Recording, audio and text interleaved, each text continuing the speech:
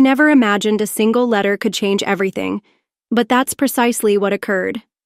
On the morning Richard passed away, the envelope sat innocently on my kitchen counter, its crisp white edges standing out against the impending chaos. My name is Harper, and for 5 years I'd been striving to prove my worthiness of the Montgomery family name.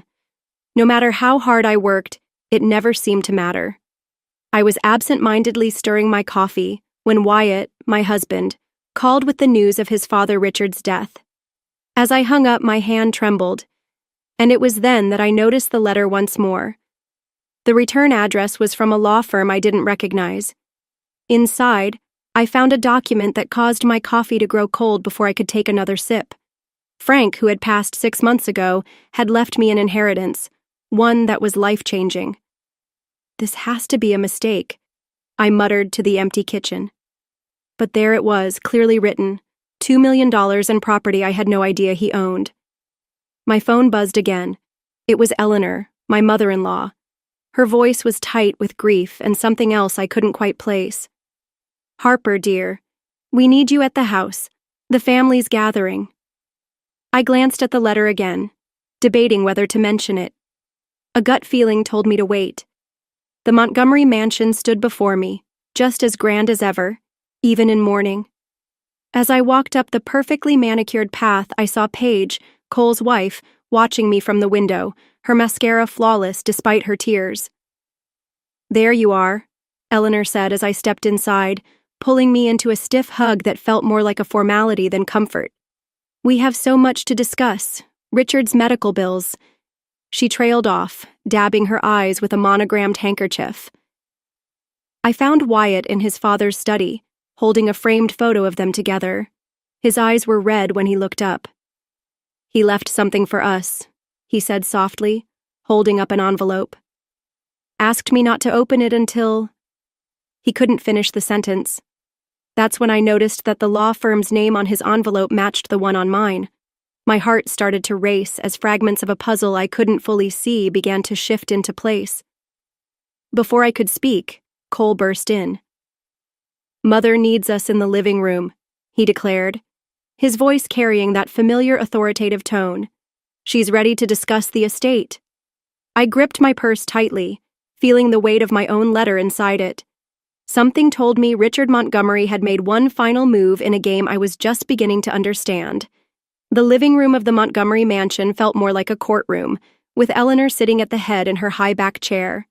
We all took our usual places, Cole and Paige on the leather love seat, Wyatt beside me on the sofa as we waited for the verdict on Richard's estate. "The medical bills have been substantial," Eleanor said, her voice wavering just enough to seem practiced. "Richard insisted on experimental treatments." I shifted uncomfortably, the letter from Frank burning a hole in my purse. Wyatt's hand found mine, squeezing gently. "We're looking at nearly $500,000 in outstanding medical debt," Cole added, leaning forward. "Plus the mortgage. The house has always been meant to stay in the family," Eleanor interrupted, her eyes fixing on me. "Richard would have wanted that." The weight of their expectations pressed against my chest. I caught Paige watching me, her perfectly manicured nails tapping against her water glass. "Of course, we're all family here," Paige chimed in, her smile not quite reaching her eyes. "And family helps family, right, Harper?" Before I could respond, Wyatt spoke up. "Maybe we should wait before making any decisions. Dad's only been gone 12 hours. "Sometimes quick decisions are necessary," Eleanor said sharply. "The creditors won't wait for us to finish grieving." I excused myself to use the bathroom, needing a moment to think. As I passed the kitchen, I heard voices and instinctively slowed. "She's sitting on a fortune now." Paige's voice drifted through the partially open door. Frank's timing couldn't have been better. "Richard always had a soft spot for her," Eleanor replied, "but this is about preserving the Montgomery legacy. If she truly wants to be part of this family, she'll do what's right. And if she doesn't, then perhaps Wyatt needs to reconsider his choices. Cole and I have discussed—" I must have made a noise because they suddenly went quiet. I hurried past, my heart pounding. When I returned to the living room, Wyatt was holding his father's envelope. Dad left instructions, he announced, his voice steady but his hands shaking slightly. Whatever's in there can wait, Cole said quickly. We need to address the immediate concerns. But Wyatt was already breaking the seal. Eleanor's face tightened as he pulled out a single sheet of paper. I watched my husband's expression change as he read, and I knew right then that Richard Montgomery had just lobbed a grenade into his perfectly curated family's future. Well? Eleanor demanded. What does it say? Wyatt looked up, his eyes meeting mine. Dad wanted me to tell you all something about the house. Wyatt and I barely made it through our front door before he broke down. I'd never seen him cry before, not even at the funeral home earlier that day. He collapsed onto our couch, clutching his father's letter like a lifeline. Dad knew, he whispered. He knew everything. The confession that followed knocked the wind out of me. Richard had pulled Wyatt aside 3 weeks ago, showing him proof that Eleanor had been hemorrhaging money for years. Designer clothes, secret credit cards, gambling debts, all hidden behind the family's perfect facade. The experimental treatments were a lie, Wyatt said, his voice hollow. There weren't any. Dad's cancer was terminal from the start. He refused treatment. I sank down beside him, remembering Eleanor's performance in the living room. So the medical bills don't exist. Wyatt ran his hands through his hair, his frustration evident. Mom's using Dad's death to cover up her tracks. She needs your inheritance to hide years of financial secrets. A sudden knock at the door startled us both. Cole stood there, his usual confidence replaced by something darker. We need to talk, little brother. I started to move toward the door, thinking of giving them space, but Cole quickly shook his head. You should hear this too, Harper, since you're so involved in our family's future now. The way he said it sent a chill through me. I remembered the conversation I'd overheard between him and Eleanor in the kitchen. Dad wasn't thinking clearly at the end, Cole began, pacing the room.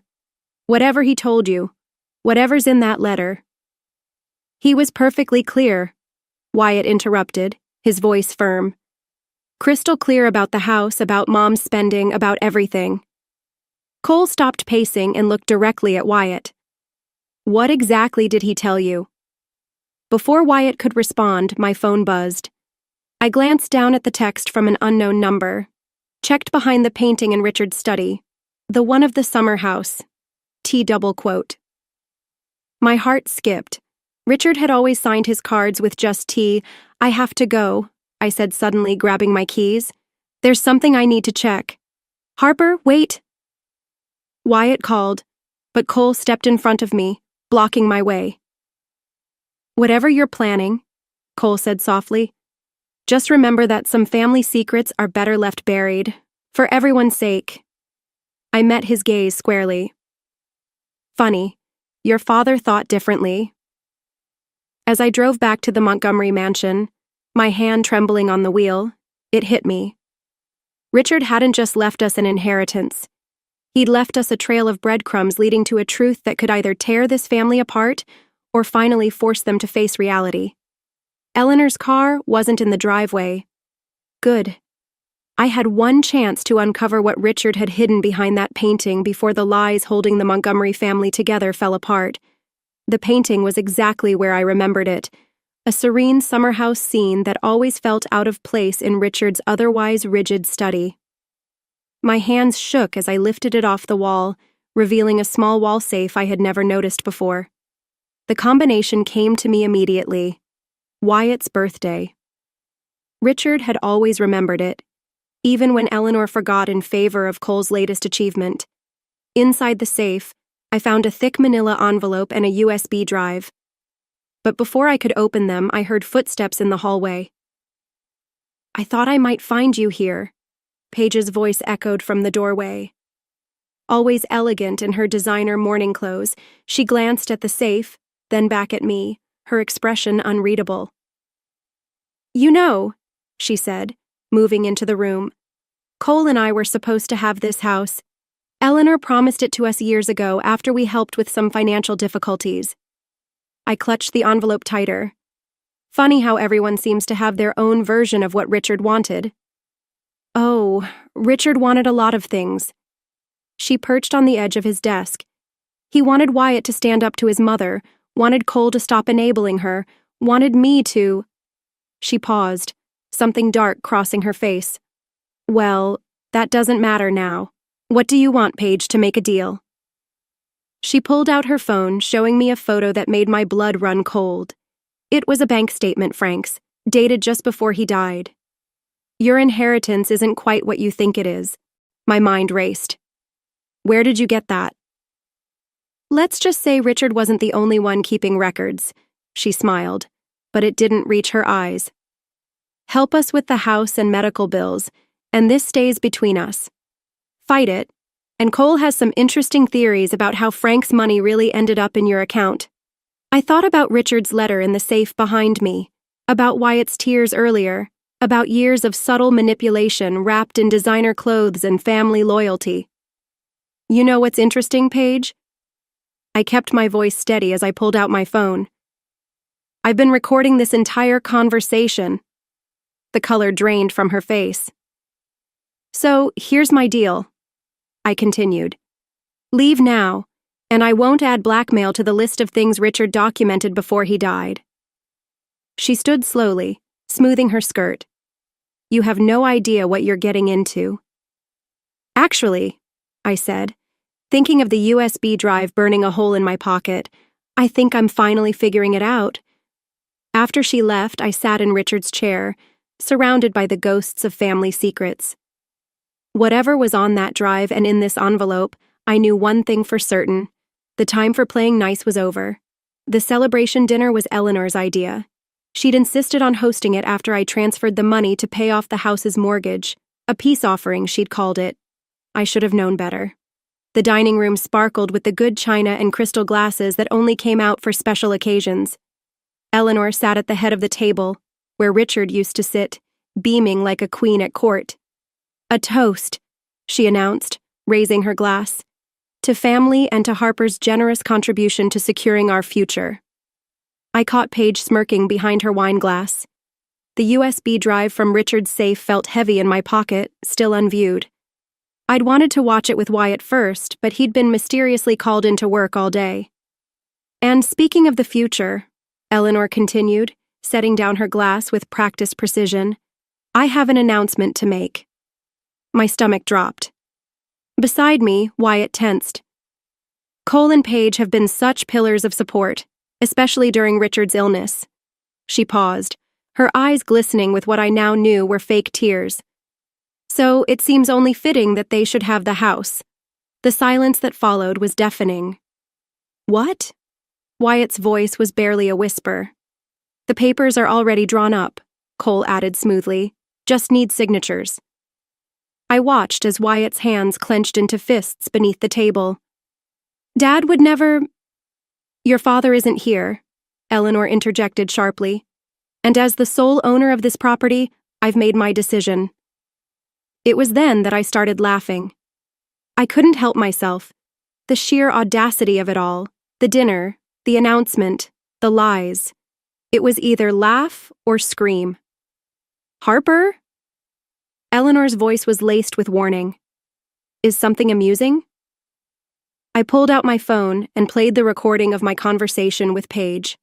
The color drained from both her and Cole's faces as their schemes filled the room, echoing through the elegant dining space. Turn that off, Eleanor snapped. Why? I asked, standing up slowly. I was afraid of what else might come to light, like what was on the USB drive Richard had left behind, or in the documents from his safe. You broke into his safe. Cole's chair scraped loudly as he stood. She didn't break in, Wyatt said calmly. Dad gave her the combination, just like he gave me this.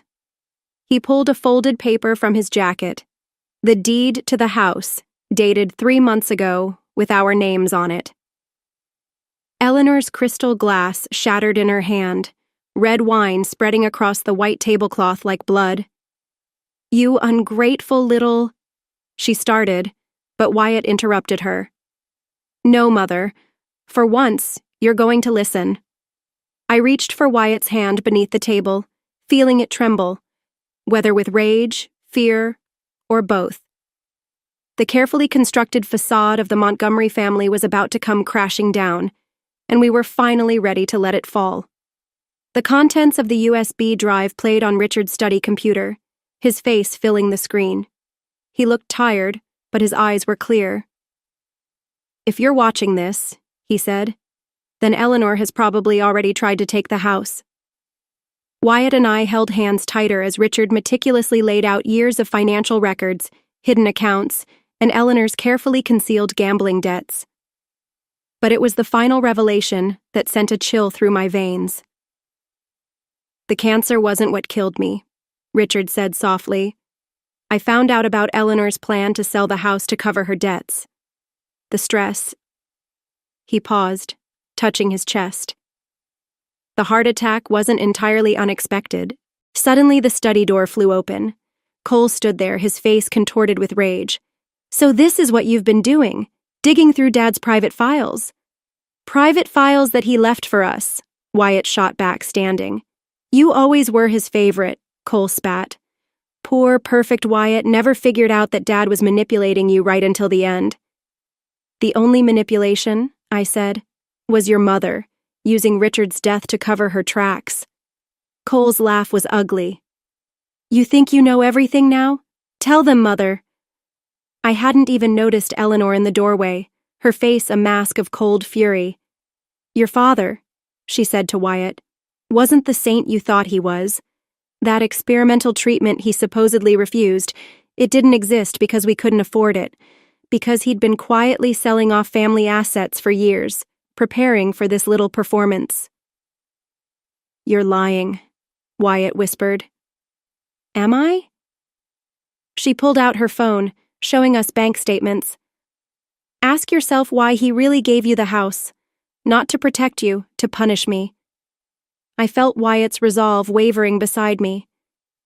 "Dad wouldn't what? Sacrifice his own treatment to set up this elaborate revenge?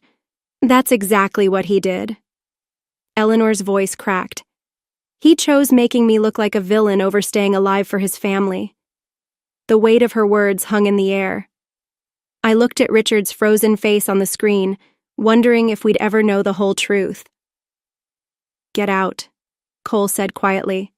"Both of you, before I call the police and report you for breaking and entering." "This is our house," I started, but Wyatt touched my arm. "Let's go," he said, his voice hollow. I need to think." As we drove home in silence, I realized Richard's final gift might have been a poison pill. In trying to protect us, he'd given Eleanor the perfect weapon: doubt. And watching Wyatt's face in the darkness, I wondered if some truths were better left buried with the dead. The house deed in my purse felt more like a curse than a victory. And for the first time since this all began, I wasn't sure if we were strong enough to weather what came next. The lawyer's office felt too small for the amount of hatred filling it. Eleanor sat across the conference table, flanked by Cole and Paige, while Wyatt and I faced them, with Mr. Davis between us. "These documents," Mr. Davis said, spreading papers across the table, "show a clear pattern of unauthorized withdrawals from the family trust over the past 5 years. Those withdrawals were authorized," Cole snapped. "Dad gave Mom full access to cover household expenses." I said quietly, "Not gambling debts." Eleanor's perfectly manicured nails dug into the leather portfolio in front of her. "You have no right." "Actually," Mr. Davis interrupted, "she does." He pulled out another document. Richard Montgomery established a secondary trust, naming Harper as executor, 3 months before his death. The silence that followed was deafening. "That's impossible," Paige whispered. "What's impossible?" Wyatt said, his voice stronger than I'd heard it in days. "Is how you all treated him at the end. He knew everything, Mom. The loans, the casino visits, the threats to the contractors about the house deed." Eleanor's facade cracked. "He left me no choice. This family's reputation was worth more than his life." I finished, then getting him proper treatment. You don't understand, she hissed. Cole's business was failing. The country club was gossiping. I had to… Had to what? Wyatt stood suddenly. Let Dad die thinking his family cared more about appearances than him? Cole lunged across the table, but Mr. Davis, a sharp gentleman, froze him mid-motion. There's one more document, Mr. Davis said, sliding a final envelope across the table. Richard recorded this conversation the day before his heart attack. The color drained from Eleanor's face as her own voice filled the room. Just sign the treatment refusal, Richard. We need that money for Cole's debts. The house can cover everything if we play this right. Wyatt's chair crashed backward as he stumbled away from the table. I reached for him, but he was already out the door. You killed him, Cole whispered, staring at his mother. All this time, you let me believe. Eleanor's perfectly constructed world crumbled in real time. I was protecting you both. Everything I did was for… yourself, I finished, standing. The house stays with us. The trust stays under my control. And you… I looked at the woman who'd made my life hell for 5 years, seeing her clearly for the first time. You get to live with what you've done. As I turned to follow Wyatt, Paige's voice called out, What about family loyalty? I paused at the door, glancing back. That's exactly what this is about, just not in the way you think. Behind me, I heard Eleanor start to cry, but I didn't turn around. Some broken things weren't meant to be fixed. 6 months after the lawyer's office confrontation, I found Eleanor sitting on our front porch. She looked smaller somehow, dressed in simple slacks and a sweater, her usual designer clothes replaced by something more humble. Cole's selling the company, she said as I approached, and moving to Seattle with Paige. I suppose you're happy about that. I set down my grocery bags. I never wanted anyone to lose everything, Eleanor. No, she sighed, looking away. That was always my specialty. She pulled an envelope from her purse. I found this in Richard's desk. It's addressed to you and Wyatt. My hands trembled as I opened it. Inside was a photo of Richard and Wyatt at the summer house, both laughing.